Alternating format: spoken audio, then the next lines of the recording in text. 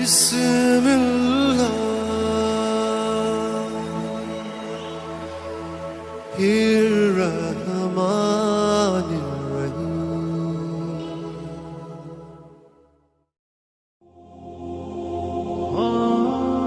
السلام علیکم میرے محترم عزیز دوستو، آج ہم آپ کے سامنے پیش کرنے جا رہے ہیں اللہ کے نبی حضرت موسیٰ علیہ السلام اور ایک گناہگار شخص کا واقعہ، جسے سن کر آپ کا ایمان تازہ ہو جائے گا۔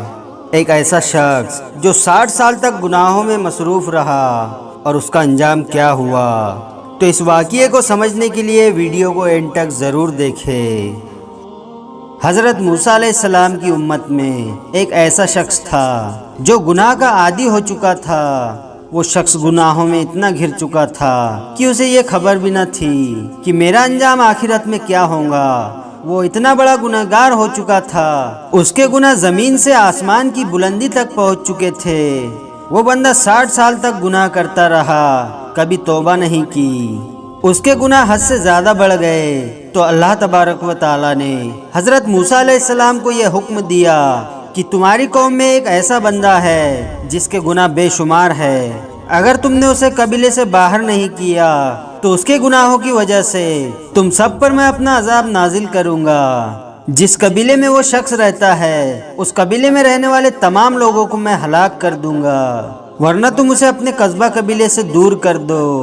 حضرت موسیٰ علیہ السلام نے اس شخص کی نشاندہی کو پوچھا اور اس شخص کے پاس جا کر کہنے لگے، تمہارے تعلق سے اللہ تبارک و تعالی نے یہ حکم دیا ہے کہ تم اس علاقے کو چھوڑ کر چلے جاؤ۔ تمہارے گناہوں کی وجہ سے سارے لوگوں پر عذاب نازل کیا جائے گا۔ تمہارے گناہ اتنے بڑھ چکے ہیں کہ عذاب الہی ہم سب پر مسلط کر دی جائیں گی، سارے لوگ ہلاک کر دیے جائیں گے۔ بہتر ہے کہ تم آبادی سے کہیں دور چلے جاؤ۔ وہ شخص حضرت موسیٰ علیہ السلام کی بات سن کر رونے لگا اور دور جنگل کی طرف نکل گیا، جہاں نہ انسان تھا نہ انسان کا وجود تھا۔ ویرانے کی طرف نکل گیا اور شرف ندامت کی وجہ سے سورج اور چاند کی روشنی سے منہ کو چھپا کر پہاڑ کی غار میں پناہ لے لی اور سجدے میں سر رکھ کر زار و قطار رونے لگا اور اللہ تبارک و تعالیٰ کی بارگاہ میں فریاد کرنے لگا۔ وہ شخص رو رو کر کہنے لگا، اے میرے مالک، کیا میں اتنا بڑا گنہگار ہوں کہ تو نے اپنے نبی کے ذریعے یہ حکم دیا کہ میرے گناہ بے شمار ہے؟ کیا میرے گناہ اتنے بڑے ہیں کہ تو نے میرے نبی کو کہہ دیا؟ کیا میرے گناہ اتنے بڑھ گئے ہیں کہ سارے لوگوں پر تو عذاب نازل کرنے والا تھا؟ وہ شخص کہنے لگا، پروردگار، کیا میرے گناہ اتنے بڑے ہیں تیری رحمت اسے مٹا نہیں سکتی؟ میرے گناہ بڑے ہیں یا تیری رحمت بڑی؟ میں اگر گناہگار ہوں تو تو غفور و رحیم ہے، میں گناہگار ہوں تو تو رحمان و رحیم ہے، میں بندہ ہوں تو تو رب العالمین ہے، تو سارے کائنات کا رب ہے، ہر چیز تیرے قصبے اور اختیار میں ہے۔ اگر تو ایک مجھے بخش دے گا تو تجھ سے کون پوچھنے والا ہے؟ نہ تیرے سے پہلے کوئی ہے اور نہ تیرے بعد کوئی ہے، تو قدرت رکھنے والا ہے۔ اگر تیرے نزدیک میرا گناہ اتنا بڑا ہے تو تو مجھے معاف مت کرنا، مگر میری وجہ سے کسی پر عذاب نازل مت کرنا۔ میں تیرا گناہگار ہوں تو تو اکیلا مجھے سزا دے، لیکن میرے قبیلے والوں پر عذاب نازل مت کرنا۔ جب اللہ تبارک و تعالی نے اس شخص کی فریاد کو سنا تو اللہ کی رحمت مچل جاتی ہے۔ اللہ تبارک و تعالی نے حضرت جبرائیل علیہ السلام کو یہ حکم دیا کہ میرا ایک بندہ پہاڑ کی غار میں بیٹھا ہے، مجھے یاد کر رہا ہے، تم رحمت کے فرشتوں کو لے کر جاؤ اور اس بندے کے روح کو قبض کر لو۔ وہ بندہ سجدے میں تھا، اس کی روح پرواز کر جاتی ہے۔ پھر اللہ تبارک و تعالیٰ نے تمام فرشتوں کو اکٹھا کیا اور یہ اعلان کر دیا کہ تم اس بات کا گواہ بن جاؤ، میں نے اسے بخش دیا ہے، میں نے اس کی مغفرت کر دی ہے۔ پھر اللہ تبارک و تعالیٰ نے حضرت موسیٰ علیہ السلام کو یہ حکم دیا کہ میرا ایک بندہ پہاڑ کی غار میں ہے، انتقال ہو چکا ہے، تم اس کے کفن دفن کا انتظام کرو اور یہ اعلان کر دو کہ جو بھی اس کے جنازے میں شامل ہوں گا وہ سب لوگ جنتی ہوں گے۔ حضرت موسیٰ علیہ السلام نے جب یہ اعلان کیا تو لاکھوں کی تعداد میں لوگ آنے لگے۔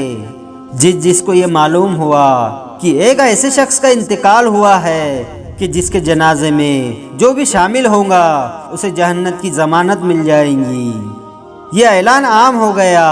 جب حضرت موسیٰ علیہ السلام اور باقی کے تعداد کے لوگ یہ جاننے کے لیے پہنچے کہ یہ کون سے شخص کا جنازہ ہے کہ جس کے جنازے میں شامل ہونے سے جنت کی ضمانت مل رہی ہے، تو اس بندے کے مرتبے کا عالم کیا ہوگا۔ حضرت موسیٰ علیہ السلام جب اس بندے کے پاس پہنچے تو دیکھا جس کے تعلق سے اللہ تبارک و تعالی عذاب نازل کرنے والا تھا۔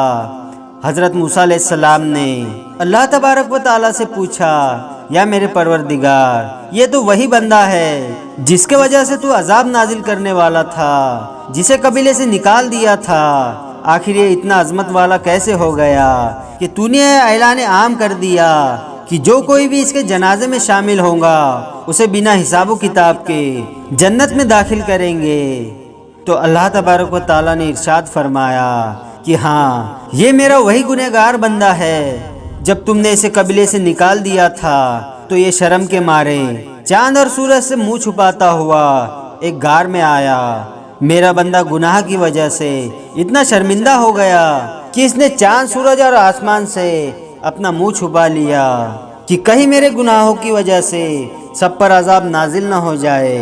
اور اس نے مجھ سے رو رو کر کہا کہ پروردگار، اگر میں گناہگار ہوں تو اس کی سزا صرف مجھے دینا، میرے قبیلے والے پر اپنا عذاب نازل مت کرنا۔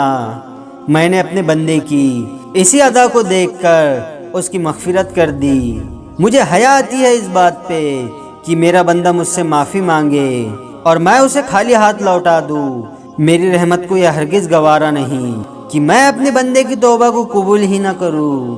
میری رحمت کو یہ گوارا ہی نہیں کہ میرا بندہ مجھ سے فریاد کرے اور میں اس کی فریاد پر لبیک نہ کہوں۔ تو دوستو، اللہ تبارک و تعالیٰ غفور الرحیم ہے، کرم کرنے والا ہے، رحم کرنے والا رحیم ہے۔ اللہ تبارک و تعالیٰ کا در ہر وقت انسان کو آواز دیتا رہتا ہے کہ ہے کوئی جنت کی بشارت لینے والا، ہے کوئی کامیابی لینے والا، ہے کوئی مجھ سے اپنے گناہوں کو بخشوانے والا۔ انسان غفلت میں جی رہا ہے، غفلت میں اپنی زندگی کو گزار رہا ہے۔ ایک دن وہ بھی آئے گا کہ جب قبر کی منزلوں کو پار کرنا ہوگا اور اس دن انسان کے پاس پچھتاوے کے سوا اور کچھ حاصل نہیں ہونے والا۔ یہ دنیا ایک دھوکہ اور فریب ہے، یہ دنیا ایک دھوکہ اور فریب ہے۔ اللہ تبارک و تعالیٰ سے دعا ہے پروردگار تمام عالم اسلام کو توبہ کرنے کی توفیق عطا فرمائے، آمین یا رب العالمین۔ ویڈیو پسند آیا ہو تو لائک اور شیئر ضرور کریں، اور آپ نے ابھی تک ہمارے چینل کو سبسکرائب نہیں کیا ہے تو اسے بھی سبسکرائب ضرور کر دے اور ساتھ میں بیل آئیکن دبا دے تاکہ ہر آنے والی نئی ویڈیو کی نوٹیفیکیشن آپ تک پہنچتی رہے۔